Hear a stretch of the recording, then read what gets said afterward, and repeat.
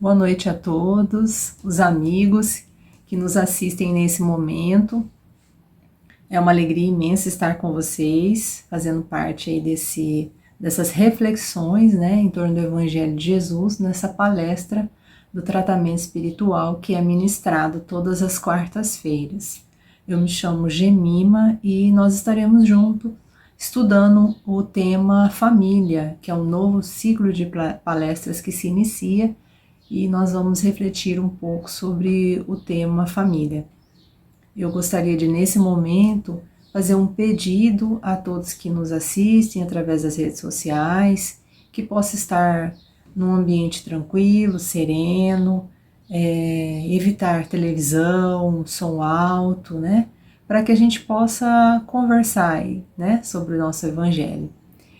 Peço também que possa pegar um copo de água ou uma garrafinha de água, porque ao final da nossa palestra nós estaremos fazendo uma prece direcionada à fluidificação das águas. Se nós acreditamos que o anjo de guarda da família, né, dos nossos irmãos que nos assistem, estarão aí fluidificando, depositando o remedinho necessário para tranquilizar o nosso coração e a nossa alma.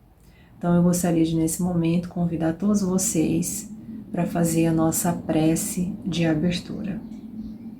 Vamos, nesse instante, serenar os nossos corações, sentindo o envolvimento e a paz do Mestre Jesus, de Nossa Mãe Santíssima, a nos envolver com seu manto de cor azulada, e o seu olhar e o seu coração, as luzes que ecoam dela, de Jesus, ambientam o nosso lar, fortalecendo-nos, enchendo-nos de esperança, trazendo refrigério para os nossos corações, nos acalentando nesta noite de estudo.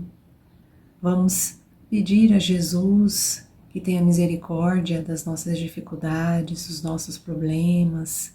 Sejamos humildes, meus irmãos, que todos necessitamos de Cristo em nós. Senhor, envolva o nosso lar, Senhor, envolva todos nós, para que nós consigamos vencer as nossas iniquidades, Senhor, e caminhar junto a Ti, seguindo os Seus exemplos de amor. Nessa noite, que o Seu Evangelho seja o alimento para nossa alma, Senhor, nos fortalecendo, fortificando, para que sejamos fortes de promover as transformações necessárias em nossas vidas. Sê conosco, Senhor, hoje e para todo sempre. Graças a Deus e que assim seja.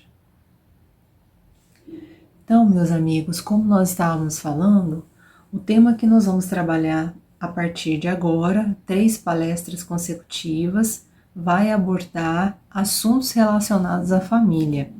E hoje o tema é perdão em família, né? Uma palavrinha tão pequena, mas com um significado tão grandioso. E nós vamos estudar um pouquinho que Kardec, que é o codificador da doutrina espírita, vem trazer para nós no seu Evangelho segundo o Espiritismo. No item, na página 118, na página 170, ele fala sobre a misericórdia. Os Espíritos vêm trazer uma mensagem sobre a misericórdia. A misericórdia é o complemento da brandura, porquanto aquele que não for misericordioso não poderá ser brando e pacífico. Ela consiste no esquecimento e no perdão das ofensas. O ódio e o rancor denotam alma sem elevação, nem grandeza. O esquecimento das ofensas é próprio da alma elevada, que paira acima dos golpes que lhe possam desferir. Então, meus irmãos, Jesus já nos fala, né? Já nos concita a perdoar não 7 vezes, né? Mas 70 vezes, 7 vezes. E nós sabemos que não é fácil o esquecer, né? Nós estamos sempre lembrando daquela ação que nos feriu, né? Daquela palavra que nos envolveu num halo de desequilíbrio, né? E nós podemos e temos condição de exercitar a misericórdia e o perdão em nossas vidas. Todas as virtudes excelentes que vêm de Jesus, preceituadas por Ele, exemplificadas por Ele, nós temos condição de exercitar no nosso dia. Da mesma forma que nós exercitamos o nosso corpo para se fortalecer, nós também podemos fazer um exercício de esquecimento, né? Não é fácil, mas depende apenas de nós. Porque da mesma forma que nós erramos, que nós também precisamos ser perdoados, Jesus nos pede que também possamos perdoar. E Ele é o maior exemplo disso. Maneiras de perdoar. Quem traz para nós ainda é Kardec, né? Ele vem nos dar um norte, uma forma de nós exercitarmos essa virtude chamada perdão. O perdão verdadeiro, o perdão cristão, é aquele que lança um véu sobre o passado. Esse o único que se satisfaz com as aparências. Ele sonda o recesso do coração e os mais secretos pensamentos. Ninguém se lhe impõe por meio de vãs palavras e de simulacros. O esquecimento completo e absoluto das ofensas é peculiar às grandes almas. O rancor é sempre sinal de baixeza, de inferioridade. Não ouvideis que o verdadeiro perdão se reconhece muito mais pelos atos do que pelas palavras. Porque muitas vezes nós até falamos, verbalizamos, né? Eu perdoo, mas a chaga do rancor, né, da dúvida, do ressentimento, muitas vezes ainda está ali alojada no nosso coração, né, alojada no nosso corpo e somatizando, né, somatizando que há um futuro talvez próximo ou em próximas encarnações possa somatizar, né, e perispiritualmente estar lá agregado ao nosso perispírito e causar doenças. Então, perdoar faz bem, meus amigos, perdoar cura, né? E o perdão verdadeiro que ele vem trazer para nós, esse perdão cristão, por que ele diz que ele lança um véu sobre o passado, né? Se a gente for esmiuçar cada ato de algum irmão, de algum familiar, do cônjuge, dos filhos, que nos magoou, se nós questionarmos a nós mesmos, nossa consciência, o nosso coração, mas por que eu fiquei magoada? Por que esse ato me magoou? Se nós trazermos isso para nós, nós vamos conseguir encontrar muitas vezes resquícios do porquê. E se não tiver nessa encarnação, possa estar nas demais. Infelizmente ou felizmente, nós não nos recordamos das encarnações passadas. Na realidade, é benefício que Jesus nos coloca quando nós encarnamos, que muitas vezes nós não suportaríamos, né? O que nós houvéssemos feito em outras vidas. E por isso a bênção do esquecimento do passado.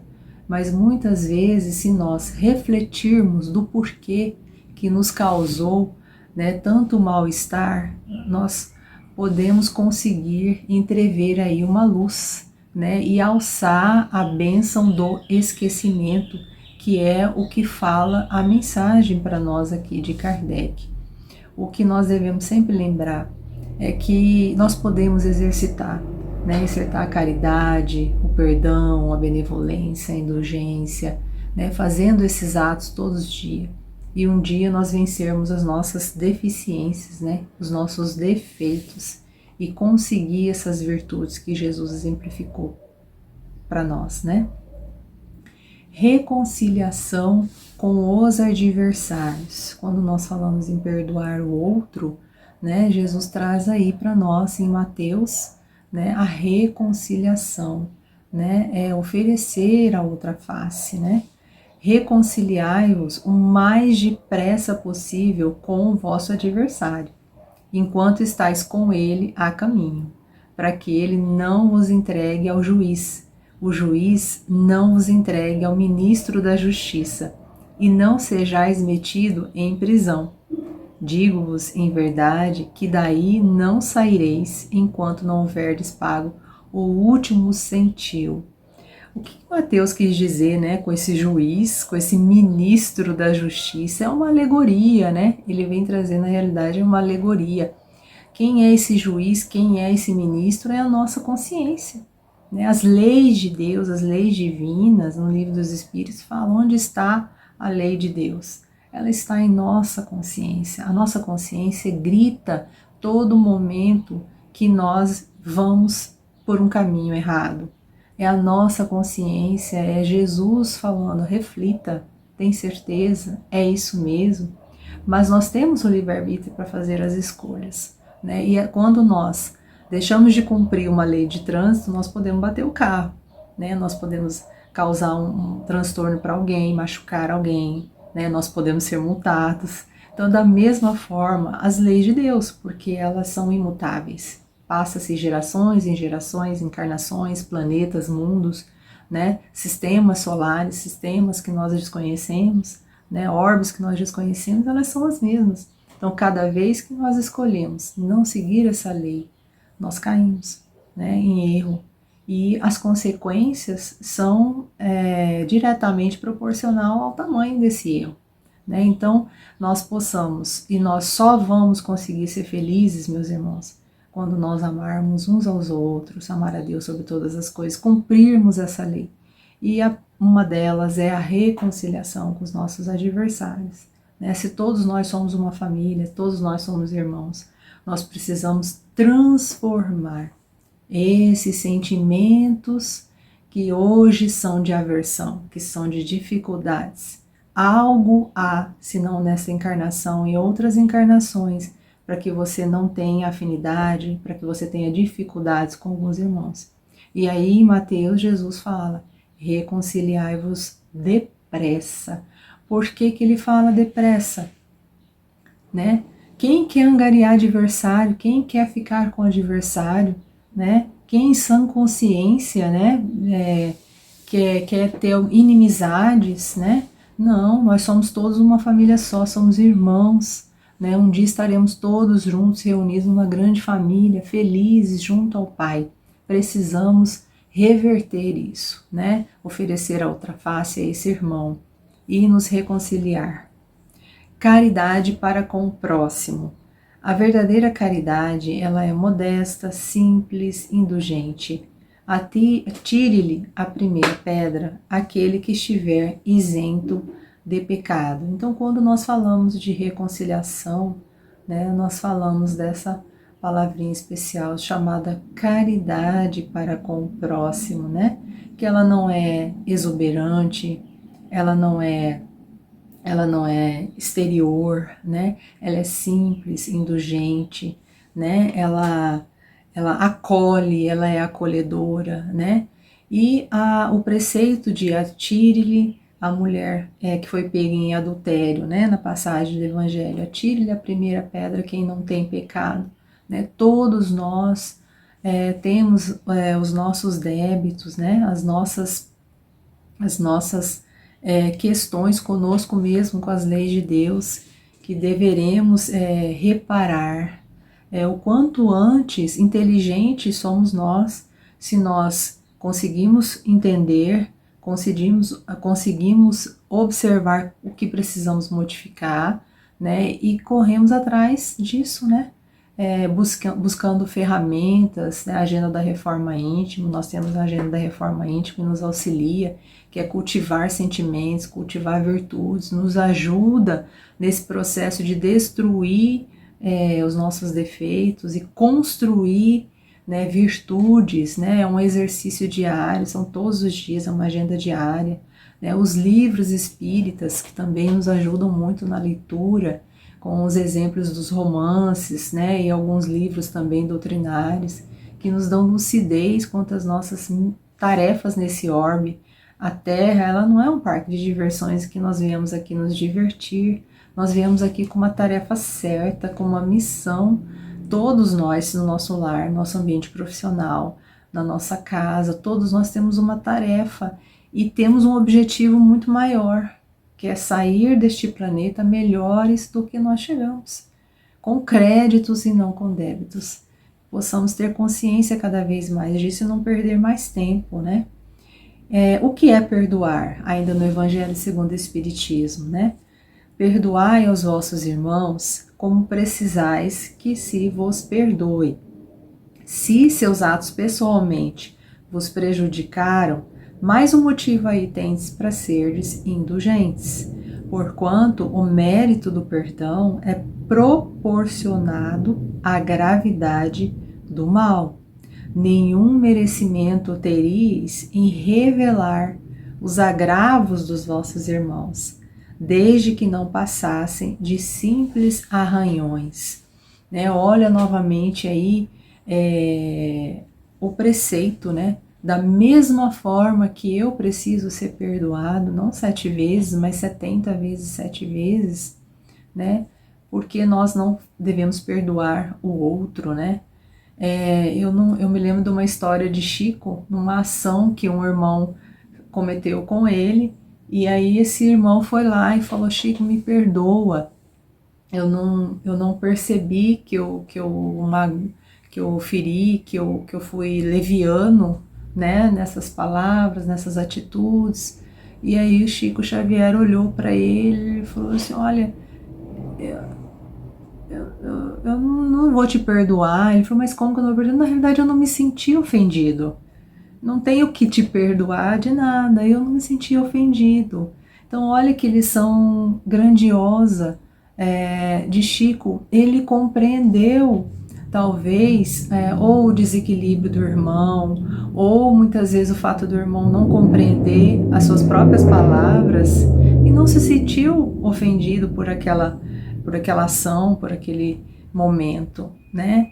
E isso é a indulgência, né? É ser indulgente para com as faltas alheias, né? Então é um exemplo tão simples.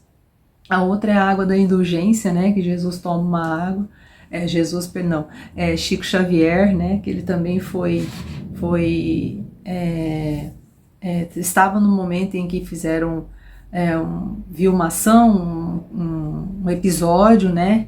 E ele não tinha uma palavra às vezes agradável para falar. O que ele fez? Ele tomou uma água, ficou com a água né, na boca até se acalmar, até ficar calmo. Chico, você não vai falar nada, por que você estava com essa água, não engolia essa água? Ele falou: não, é a água da indulgência, né?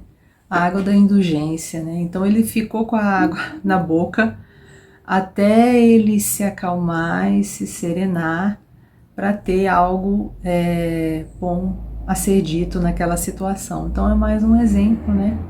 Que inúmeras vezes nós nos magoamos também por tão poucas coisas, né? Por falta de compreensão, por falta de entendimento, muitas vezes das debilidades do outro, das dificuldades do outro, da personalidade do outro. Quando nós nos colocamos no lugar do outro, nós temos nós ampliamos a nossa capacidade de entendimento, de compreensão das dores humanas e do ser humano, né? E aí talvez o caminho do perdão esteja mais próximo de nós, né? Então, e ele fala da questão da proporção. Quanto maior, mais grave for a ação no mal, o perdão também tem que ser de mesma proporção, de mesmo tamanho, né? E os efeitos que o perdão traz, não só para quem perdoa, mas também para quem teve o perdão, né? O perdão é, pois, remédio santo para a euforia da mente na luta cotidiana. Tanto quanto não deves conservar detritos e infecções no vaso orgânico, não mantenhas aversão e rancor na própria alma. Olha que apontamento valioso, né? Da mesma forma que nós expelimos o nosso corpo, que não é necessário para que ele tenha equilíbrio, tenha vitalidade, nos pede aí para que a gente não mantenha em nós qualquer tipo de sentimento, né? De aversão, de rancor, de ciúme. Perdoa a quantos te aborreçam, perdoa a quantos te firam. Ou seja, vira a página do livro, né? Vamos seguir em frente. Não dê tanta importância, né? Aquela atitude pequenina, aquela ação pequenina, né? Nós estamos vivendo momentos tão diferentes, né? Que vem trazer tantas lições para nós no âmbito familiar, em termos de vida em sociedade, que hoje não se dá mais para perder tempo, né? Com quirelas, né? Perdoa agora, hoje e amanhã, incondicionalmente. Olha só, incondicionalmente, né? Emmanuel no livro Palavras da Vida Eterna, porque é dessa forma, incondicionalmente, que Jesus nos perdoa. E os nossos pais, né, que nos amam tanto, nos perdoam desde pequenininhos, né? E todos, né, todos merecem e têm o direito também de serem perdoados. Bom, esse caso é um exercício de perdão no lar, né? Nós estávamos falando que o perdão, no início da nossa conversa, nosso bate-papo aqui, ele pode ser desenvolvido, ele pode ser exercitado. E aqui tem um caso, né, de perdão no lar. Olha a situação familiar. Aqui reside nossa irmã Antonina, com 3 dos 4 filhos que o Senhor lhe confiou.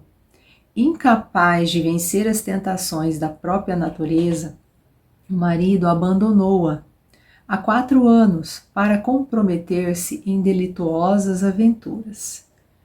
Conversação no culto familiar em torno do perdão.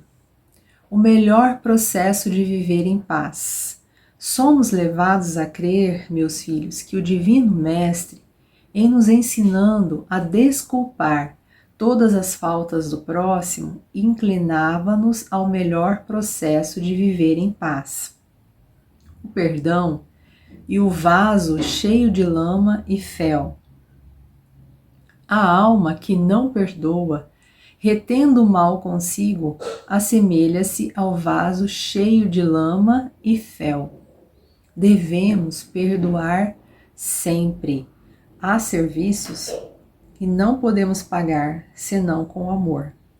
André Luiz, Entre a Terra e o Céu, capítulo 6. Então, no momento de uma reunião familiar no culto do Evangelho no Lar, nós vamos ter uma aula específica só do culto do Evangelho no Lar e ver a importância que essa reunião para conversar a respeito do Evangelho de Jesus, ele caiu sobre o tema perdão, né? E diz que a alma que não perdoa, ela retém o que nós estamos falando, né? Todo esse desequilíbrio, todo esse mal em si, né? É um vaso, né, cheio de lama, cheio de fel, né, que precisa ser expurgado, precisa ser retirado, né? E ele lembra que o amor cobre uma multidão de pecados, não é verdade? Não importa as iniquidades que tenhamos feito, não importa o mal, mas o amor, ele cobre, né? Só com o amor é que nós podemos pagar os nossos pecados. Então essa é o exercício, né, de perdão em família que a gente vem trazer do livro Entre a Terra e o Céu.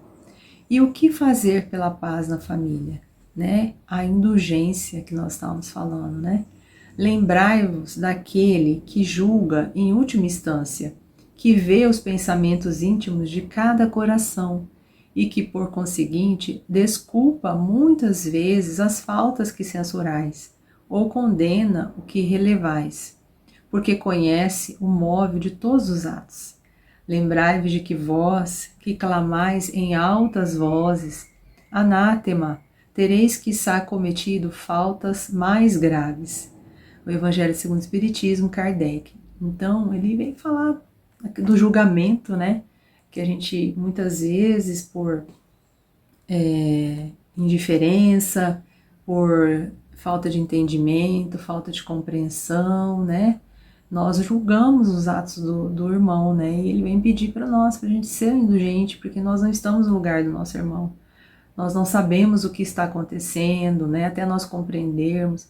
E muitas vezes ele age, os nossos amigos, familiares, irmãos, agem dessa forma por atos, por situações que nem nessa encarnação estão.